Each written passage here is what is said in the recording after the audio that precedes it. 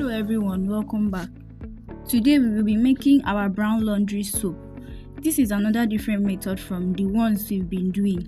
This one we won't use alcohol, but our soap will still look transparent. I have 10 liters of oil here, so I am trying to break my caustic soda. It's in the sack and it has stayed for some time, so it's a bit hard, okay?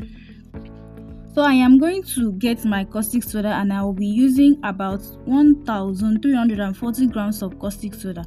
My total amount of oils is 9 liters, 7 liters of palm oil and 2 liters of PKO, okay? Meanwhile, we will be using soda ash also, and it's exactly the same measurement of our caustic soda that we will be using for our soda ash. By the way, before I forget, my name is Ntikak from Edumas Laundry Production, and before we proceed to our main training, I just want to make us know that our main purpose of teaching you guys here is to help you on successful homemade business like us, so that in return maybe you choose to buy some chemicals and some making equipment from us as well, because we don't just sell our soap and detergents, but we also sell soap making chemicals and the equipment like the soap mold, table cutter, broom remover and soap stamps as well. So if you need some, you can just message Johnson Job with the WhatsApp number displayed on the screen. Alright, so let's get down to the business. So this is our caustic soda, and we will be adding 3 liters 150 ml of water to it, and we will be doing the same thing also to our soda ash. Add the water and mix it as usual in a well aerated place until the water clears. We will do the same to soda ash. Remember, for your soda ash you will also pour water and stir immediately, because soda ash takes time before it dissolves. Either you do that, or if you are using semi-hot process, you use warm water, because soda ash readily dissolves in warm water. This is my soda ash here. I am also dissolving it. I am using the same amount of soda ash as I used for my caustic soda, okay?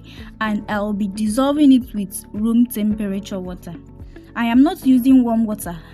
I am using water discount, meaning I am using half of the amount I'm supposed to use to dissolve it, so that my soap won't be too watery. So next, here is my sodium sulfate. I am using 500 grams of sodium sulfate. That's my sugar.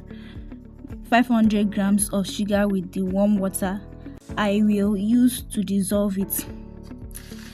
This is calcium. I didn't use calcium eventually. Then my silicate is about 400 grams or mils. Then my perfume. You can see this is the little firewood I am going to use to cook this soap, but do you know that I'll use this firewood and it will still remain? If you know what you are doing, you will not cook your soap for a long time. You will not waste energy on cooking using gas and all that. So now I am adding my caustic to my oils that have melted. They are not really that hot. They are just warm. They have melted and I'm adding my caustic. Remember, my caustic too is warm. I didn't allow it to ferment, okay? I just mixed it now and I'm adding it to my oil. Meanwhile, I will not allow the flame to be much. If you check under, you will see that the flame is not much. So I am adding my caustic and mixing. So here you can see some sort of separation because of the heat of the oil and caustic. You can see separation of water to one side and soap to one side. Don't worry, this will not bother me. What I did is reduce the fire and then continue stirring, and you can see it has mixed up. So now I am putting my soda ash now. Remember that I told you I use half amount of water I'm supposed to use for it, because I want my soap to dry fast. I don't want too much water in my soap. So that's my soda ash. You can see some have not dissolved, but I'll shake it and pour it in. Since it's a hot process, everything will dissolve.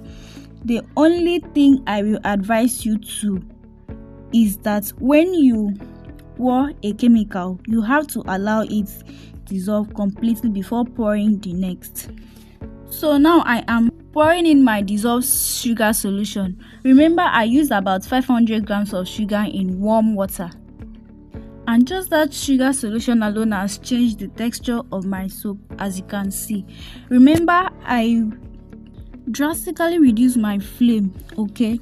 So I am using an industrial mixer to make sure everything mixes well, okay? Because I am going to close it for some time and leave it before proceeding. It is still on fire, but I've reduced the heat. You can see how the soap's texture is coming out fine now. You can see the way it looks now, and the soap is fluid. In as much as I don't want too much water in my soap, that's why I did water this time. At the same time, I don't want the soap to look too hard because I don't want holes in my soap. I closed it for some time, and when I came back, I now added my silicate. I was not able to show you because you can see from this video that it's already getting dark. So some of the things I did was fast about it. At this juncture, I've poured in my silicate. This is my foam booster. I didn't actually measure my foam booster because already this soap on its own will foam. So I just added small to it. But usually if it dissolves like this, I can add around 2%, okay? I added my foam booster, my perfume, and then mixed it up. You can see right now that I am pouring it into my mold. This is a very simple recipe that will give you soap that is transparent. It looks exactly like the one in the market. Remember, not all soap in the market are transparent, and it's not everybody that is interested in making soap with alcohol, sugar, and all those things. Maybe you just want a simple recipe. This kind of soap is for you. So I just shook my mold now so that if there are any bubbles, they can pop up to the surface. I will not want when I cut my soap and I will be seeing holes or gaps inside. I wouldn't want that. So I am pouring it into the second mold now. This is my soap in the mold. I am mixing it up because I found out that shaking it was not easy for me in the mold. It was not easy for me. So what I did was I put a stick inside and be moving it around. If there are any bubbles inside, they will pop out, okay? This is the remaining one from the first one. So I am pouring it in another mold. So this is the soap cutting proper. Sit back, relax, and watch the process. Just see how this soap looks. So beautiful. Just get this soap cutter from us and you won't regret getting it.